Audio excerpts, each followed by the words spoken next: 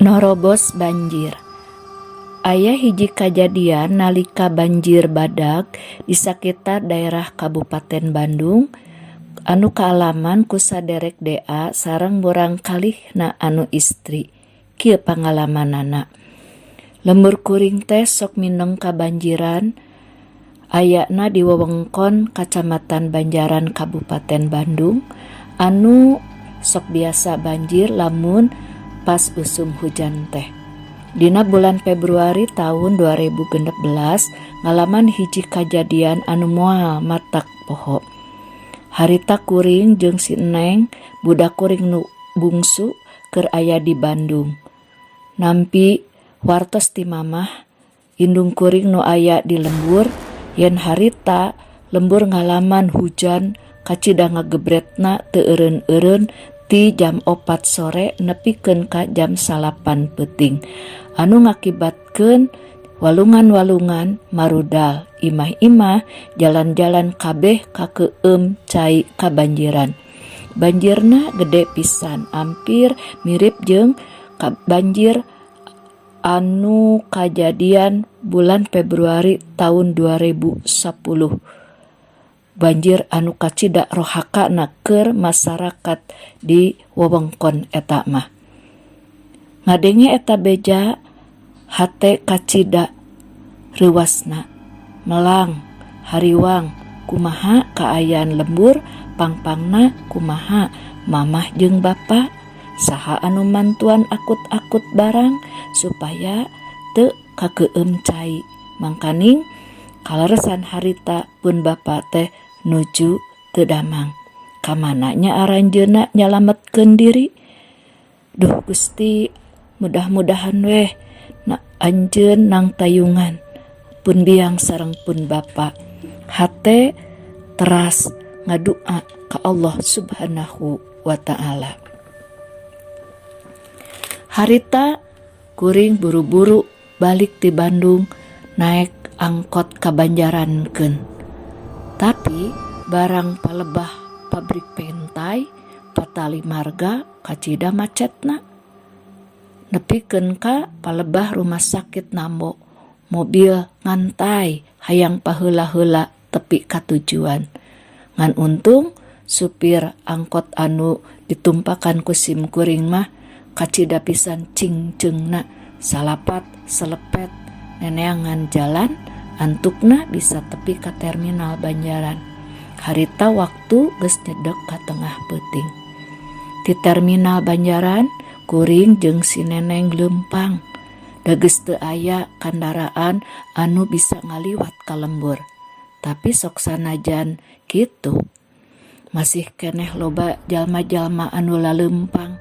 Maranehna ge sarua teu aya kendaraan akibat ka halangan ku banjir.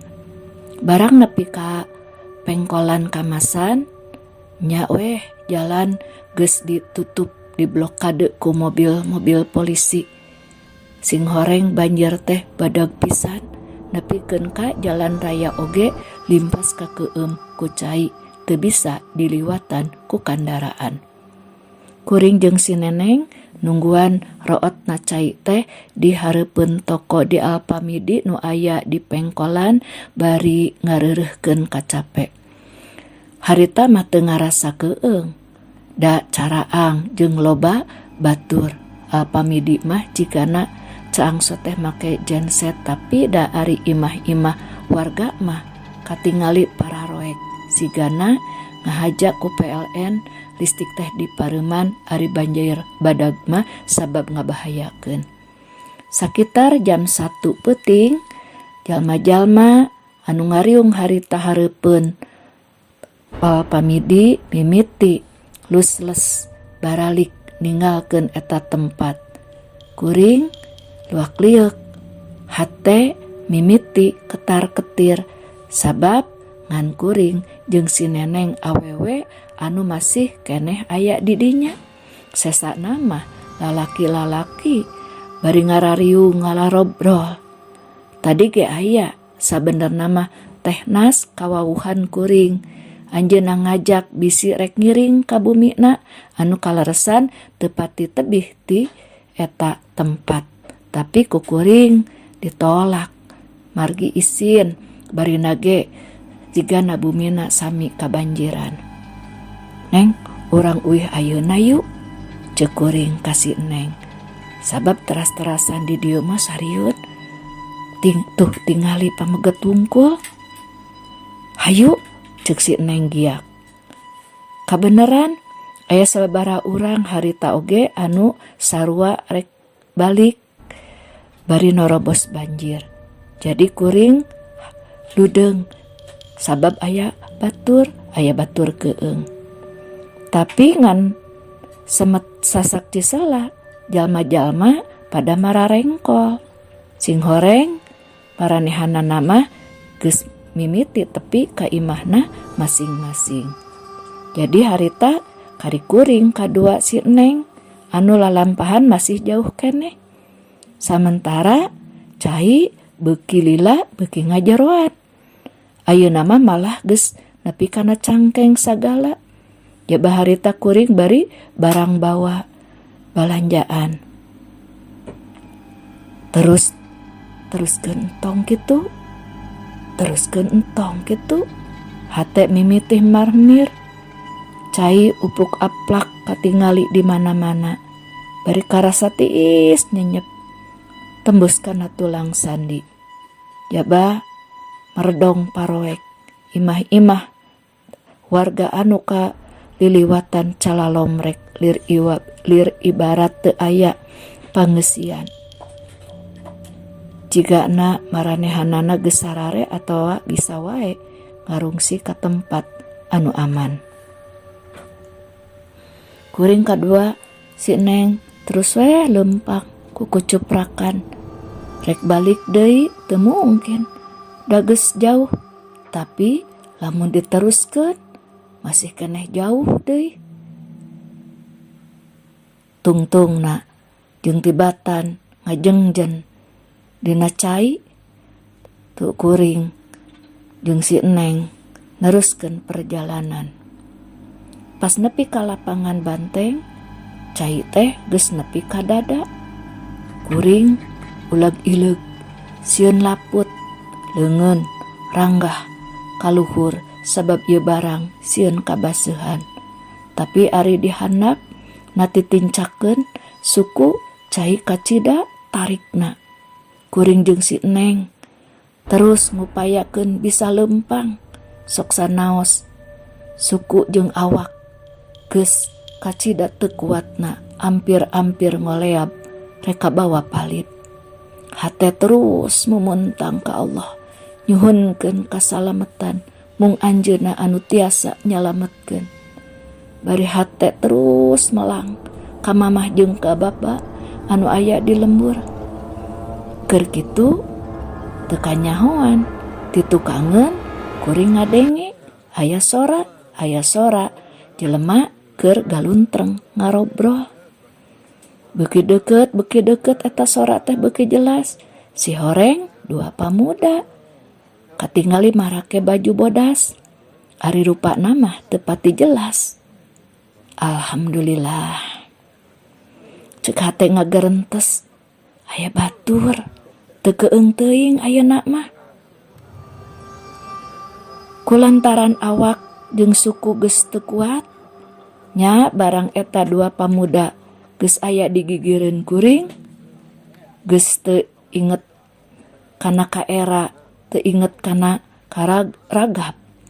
Karek wae leungeun kuring nyepengan pepeuteuyanana muntang ka manehanana.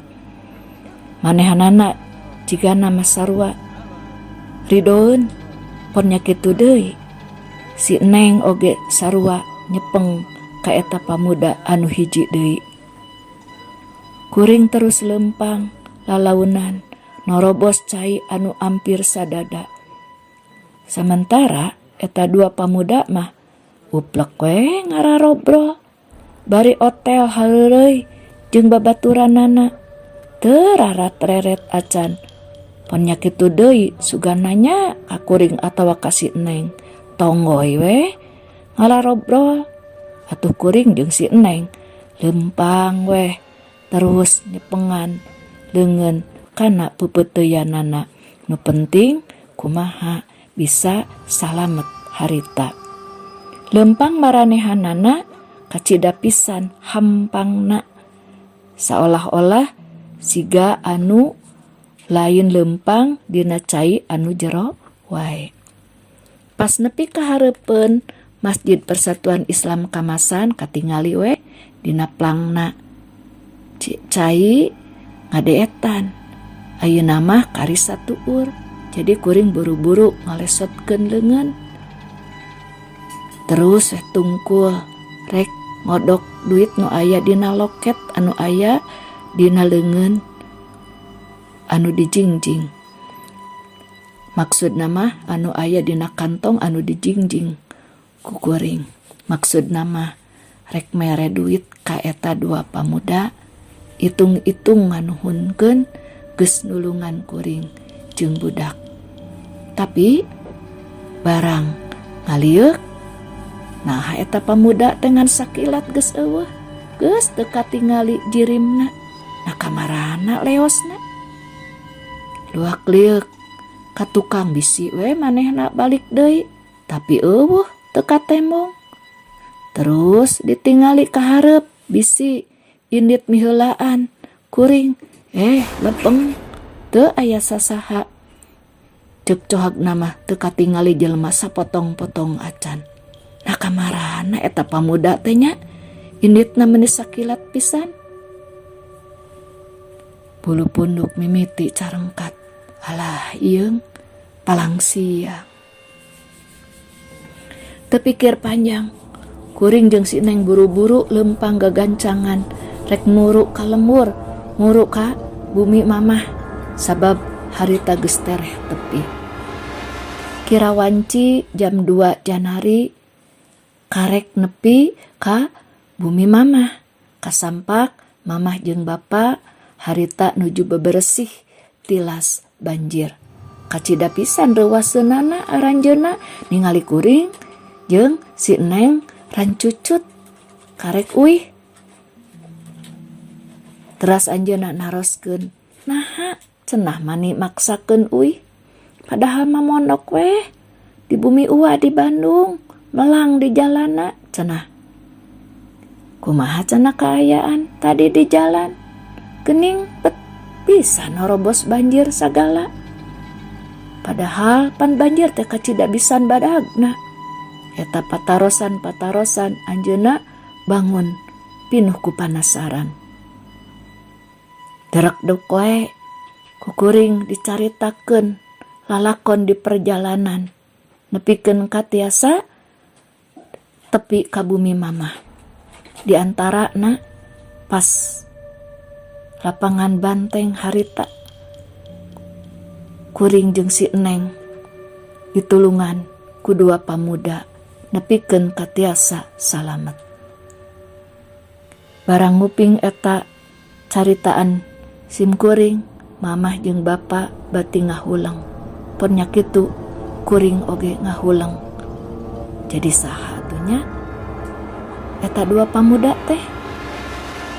Baraya sadayana bilih aya nu kagungan pamendak, mangga tiasa komen sarta ulah hilapnya like sareng subscribe. Rupina sakitu.